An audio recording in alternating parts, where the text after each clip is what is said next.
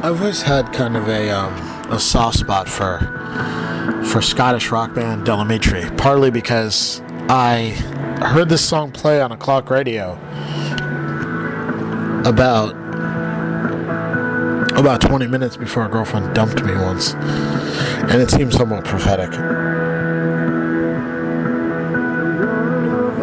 To be totally honest, as much as I think Lisa's crazy, I have found it sort of amusing and kind of, I don't know, maybe I'm extremely bored, or there's a part of my personality where I make fun of things to make them better, and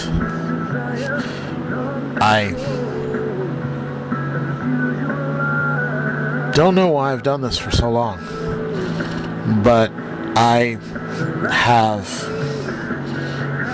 up until a few hours ago, thought that the worst thing that would happen with this, trying to figure out what's going on with her, was that she was going to hang out with her boyfriend of several years, Alan Spahn, the guy who, anytime things went badly with us, she would say in this whiny tone, "You don't love me. You're just like Alan Spahn. You're just as bad as he is." And let me tell you, that's a pretty bad thing.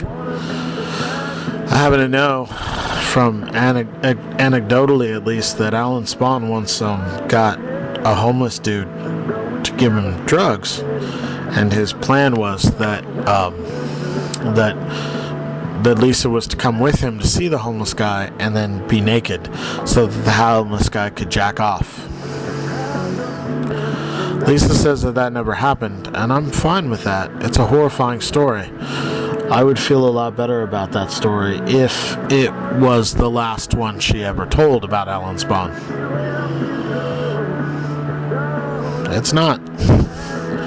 Tad called me last night, texted me, said call him. So I called him on a cell phone. I called him from my cell phone, on a payphone. He gave me the number. And Tad said, "Hey, there's a surprise coming to me in a couple minutes." That okay, good. You're not making any sense. Lisa was bringing him a cell phone. I'm like, wow, that's great for you. I don't really care that much. You got another cell phone, good. And she's bringing Alan Spahn. I have to admit, at some point for a second there, I thought there was going to be some sort of paranoid conclusion to this. Some sort of Alfred Hitchcock-esque meets David Lynch ending, where Tad was going to say something clever about something and all was going to be revealed. I just couldn't imagine to myself why there would be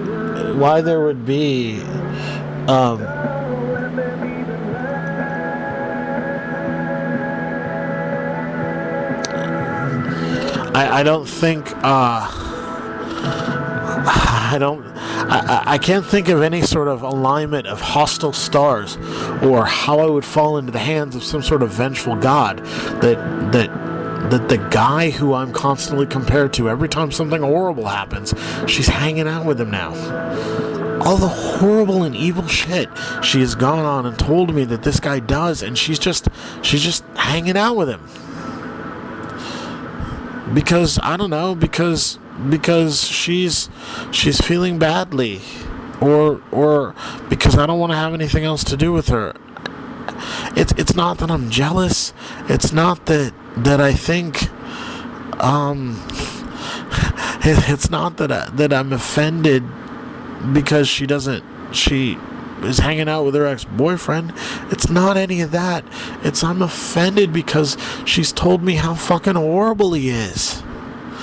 My friend Matt, who is often not very articulate, makes up for it because he's very often brilliant in an antisocial way. He was drawing an analogy to something else she said or something else she did, and how he didn't really owe her an apology or an explanation or anything. He said it was like fucking Hitler telling somebody that they're a bad person because they don't recycle. Like, Yeah, but you're a murderous fuckhead who killed millions. But I recycle.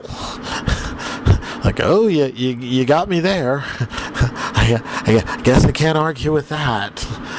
Wow, she hung out with him. I was speechless. Tad actually thought it was kind of funny that I was so bothered that I couldn't even just deal. Like, seriously? It's really that big a shock to me? Yes, it was that big a shock. It was that bothersome. It was that amazingly bad. I thought, how could this be?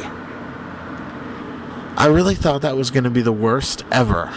I just thought that was going to be the last part. I thought that was going to be the most horrible thing.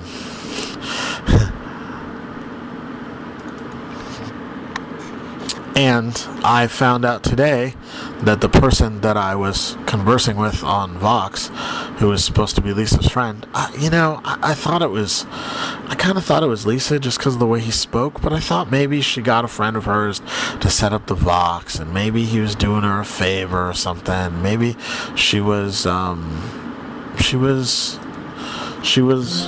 don't know, I thought she was doing something bad, honestly. I thought it was some sort of deception or some sort of trick.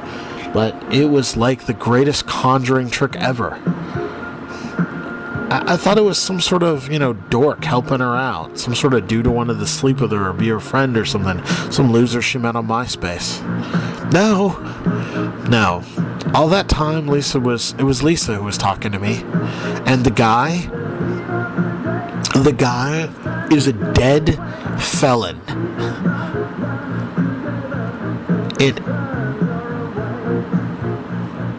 In a moment, when did my frickin' life become some sort of modern day Shakespearean drama? When does Rod Serling step out of my closet and tell me I'm just not living right?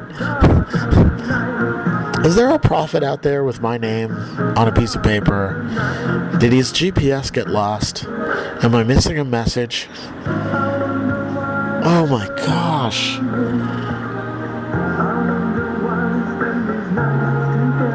I cannot believe how embarrassed I am by the fact that I did this for so long. I'm talking about a person who actually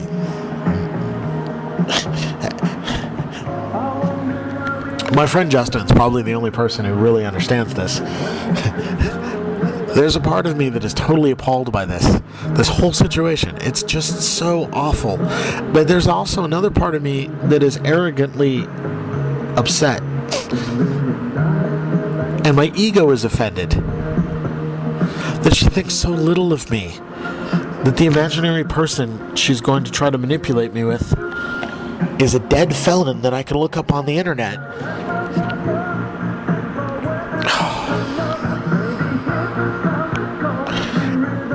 In a moment of Shakespearean irony, this resonates with me. The person that Lisa used to pretend to be talking to me, he's dead. He was going to be arrested. He was going to go to prison forever, so he killed himself. Amongst all the other stuff he did, he was an identity thief. Somewhere out there, I can feel the sound of a petard tightening. I've got to start doing things differently.